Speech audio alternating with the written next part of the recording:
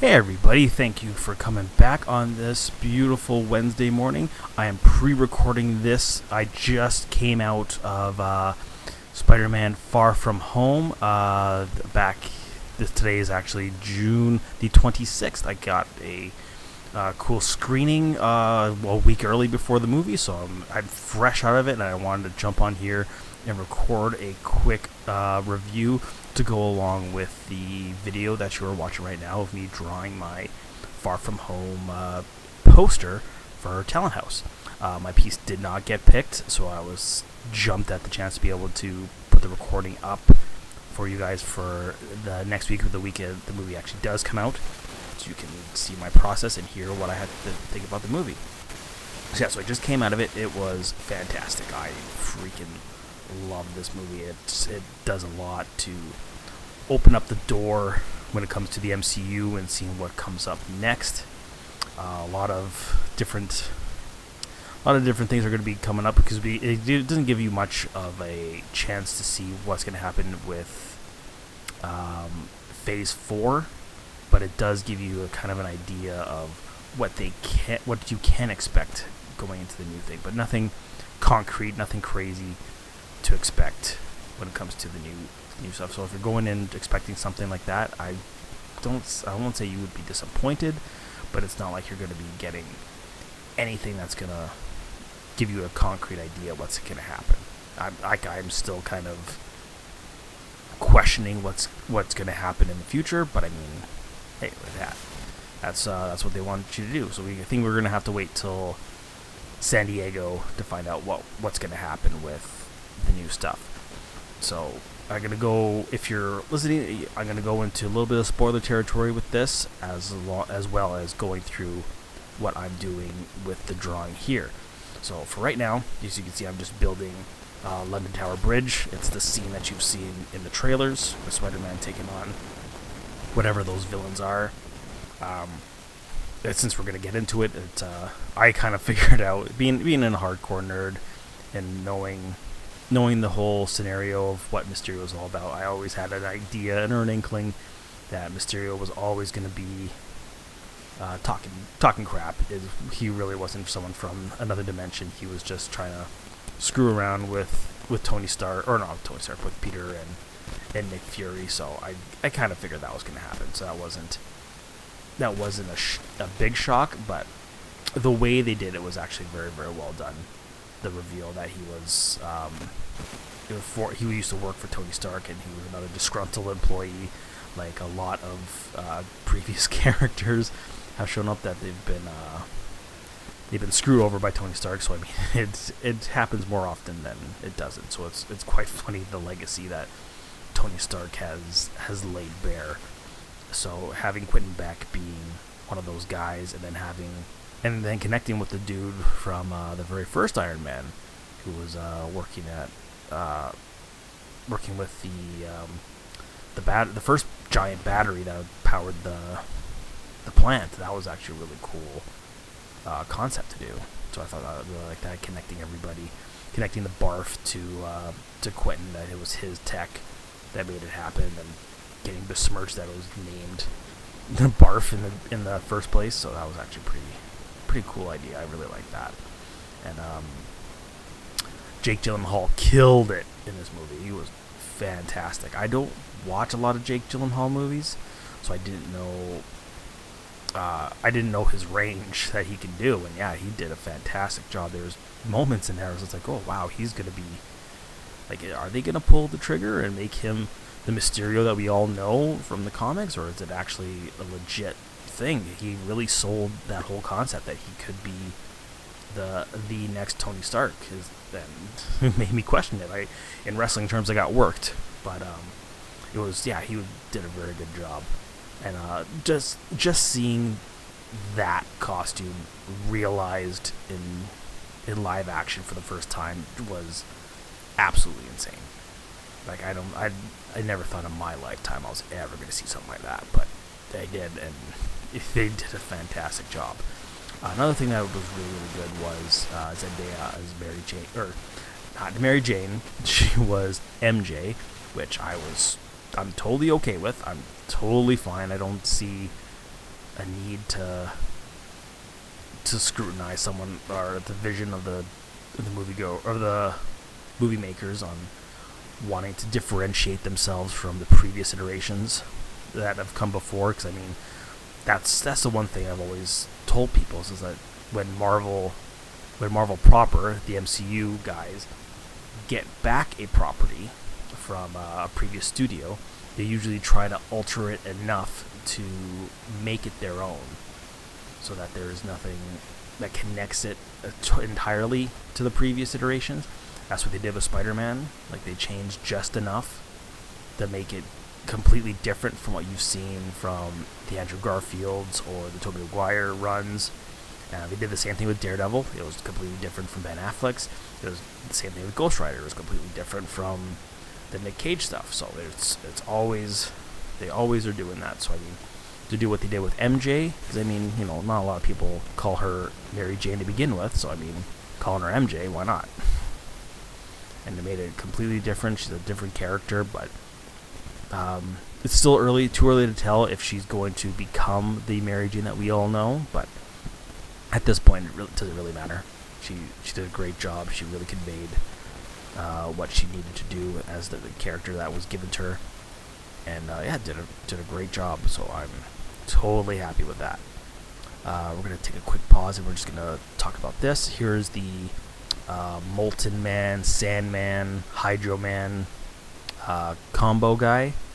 The movie, they didn't name the classic characters by this name, so it was totally ambiguous to who it could actually be, which I thought that was great. That was a cool idea to do. They call it the Elementals, but they gave a little bit of winks and nudges that it could have been Hydro Man, like naming the character from the books in like a BuzzFeed report that Flash Thompson was checking out, or I think it was Flash. It could have been somebody else. I probably didn't really pay attention to all that. Who was talking? I think it was that new rival for Peter. But that was really, really cool that they mentioned, they had a little bit of mention, but it wasn't overly overdone kind of thing. So yeah, this is all the combo characters all mashed into one.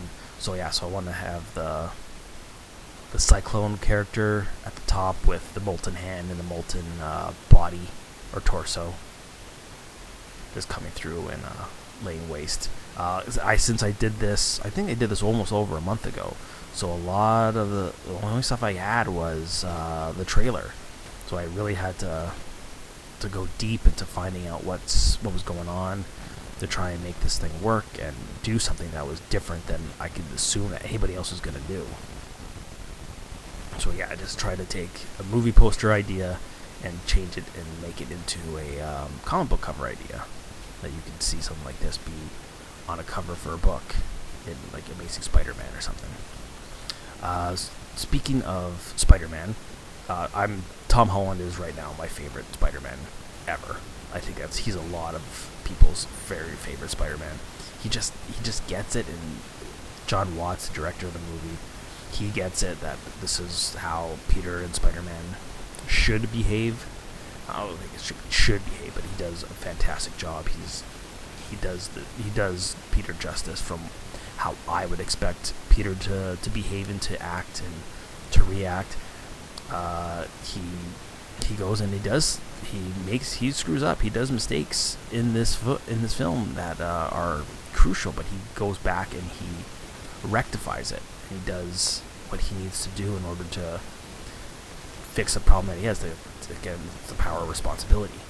He doesn't think he can deserve the power that was given to him by Tony Stark, but then he makes sure he makes up for it when he does that big mess up, which is basically giving the keys to the kingdom to Mysterio, in which Mysterio was the one who kind of manipulated Peter into making that happen. So I thought that was a great little twist in there that it was kind of like a MacGuffin in the end, that it was just something that needed to obtain and get a hold of. So I mean, yeah, if you're complaining about that kind of stuff, I can see how that would be a pain to kind of deal with, but I believe it still worked for me, that there was that aspect of trying to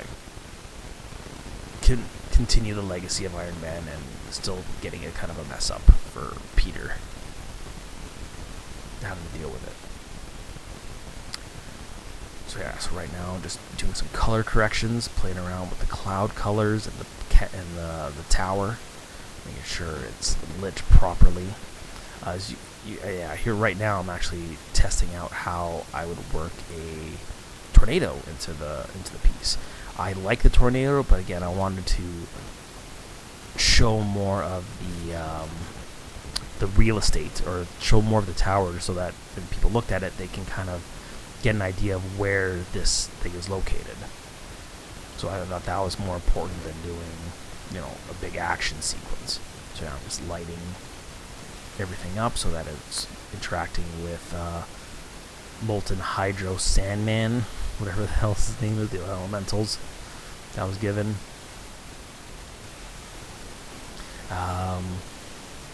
One of the things that this is my only negative of the film, was I think there's a lot of stuff in that first act that kind of just fell flat. There was a lot of stuff that you could have added that could have helped with the whole initial story, but they chose to do more slapstick comedy stuff with the teachers and with some of the students and stuff like that. Yeah, some of them were okay, some of them just didn't land. I like with the one teacher with his camera, I thought that was, it's just a gag. So, but I mean, was it really needed in the spot there it was? You could have had a little bit more with Peter. You could have had something more with MJ, but they chose what they chose, and it doesn't take away from the movie. I just don't understand. It didn't really add to it either. So that was my only gripe. There's a lot of that stuff in Act 1. Some of the stuff with Ned and Betty kind of dragged on a little bit too much. So I mean, it was just like, okay, we get it. Then doing all those early romance tropes kind of just, I kind of got tired of it after a bit. But again, it did not take away from the movie. It did not put it in a bad fix later on. It just stuff that stuff they could have taken out. But I'm armchair directing, so I mean, it's, my opinion could be different. But that's a cool thing about being a movie fan, is that film is subjective, just like comics are subjective. What you think works doesn't work for me, but both opinions are correct. So yeah, so right now I'm working on Spider-Man himself. Got the pose. I usually like to do the poses by hand. So I sometimes just working it all out with pencil and paper. It just works better for me instead of having to try and do it all in digital. There are just some things that just work better for me to be able to visualize everything. So I try to do it all by hand, so at least I know I can see it better where there's things that need to be fixed or need to change. So it's just a much simpler process to do that by hand. So right now I'm just going in and coloring, getting lighting on there, and that is on I think it's on the same layer. I think it's just I'm doing it all on all the colors, or just at least all the rendering on one layer, and then I'll go in with another layer and put the reds and all that stuff in there. Another thing with the movie, of course, like I said, Tom Holland still was a killer in this one. He did a lot of different kind of stuff in this film to really portray this kid really dealing with all he's had to deal with, and that was a really smart choice to really focus on that stuff. So I was really happy with what they really did for him, and it's not overtly obvious where his direction's gonna go. I mean, definitely it's not gonna be obvious, because I mean, if you got to that mid-credit scene showing that he's been outed, like Peter Parker is, that's the big spoiler. Peter Parker has been outed as Spider-Man by Mysterio. I said this is going to be a spoiler talk, so I mean, if you hadn't watched it, I'll put it right at the top. Like, this is going to be a spoiler discussion about the movie. So I mean, that's some of the stuff that I was very shocked. I was very happy that they were actually going to go that route.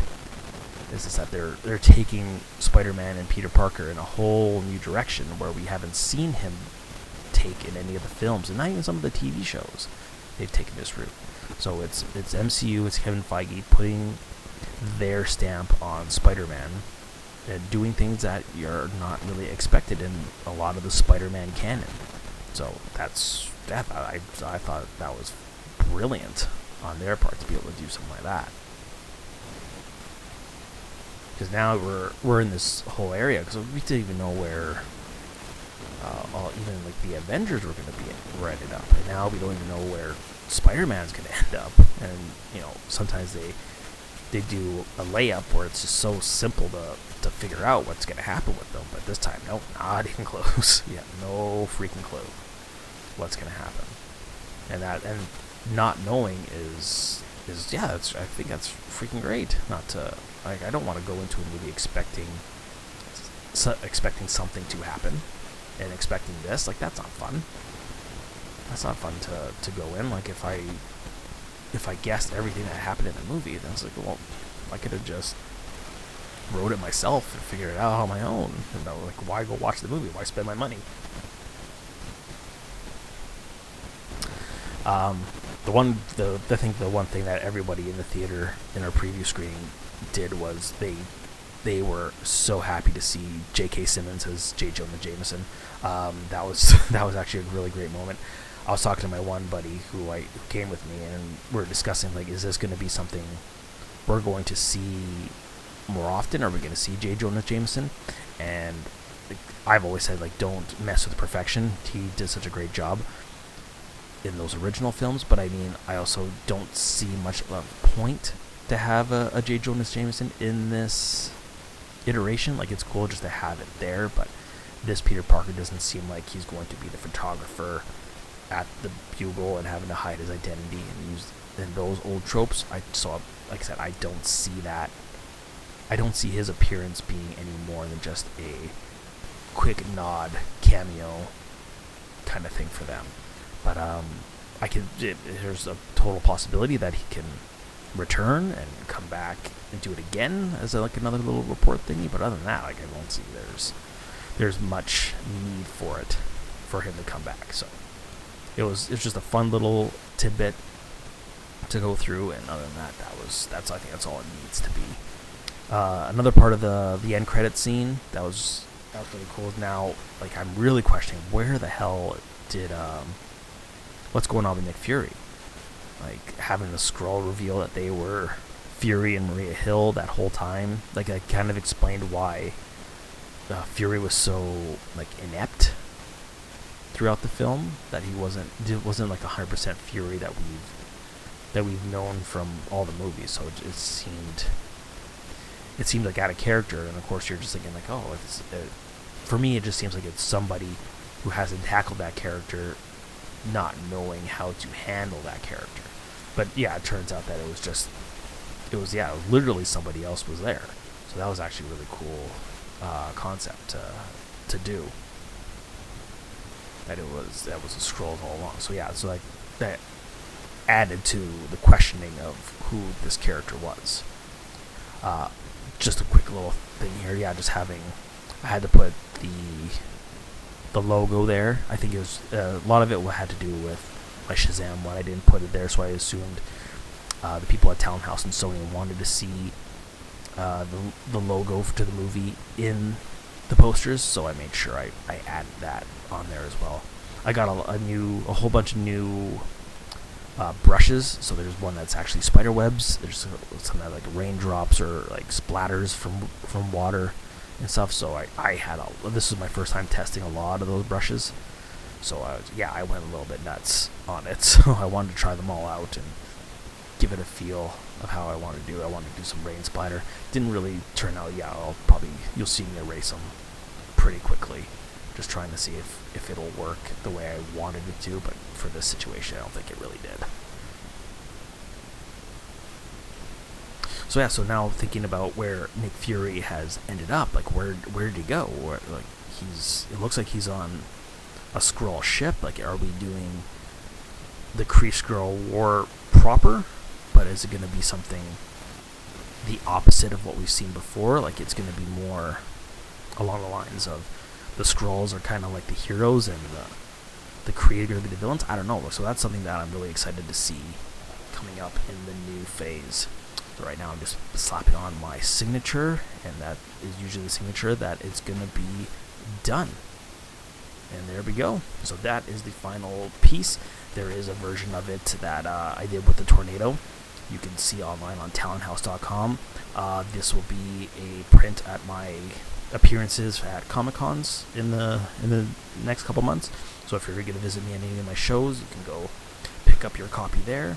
So if you want to check out everything that's going on, please like, share, and subscribe to this channel. And go to radpencils.com and you can get all my stuff there. Thank you guys so much, and we will talk to you guys soon. Come back and watch the next video on Friday.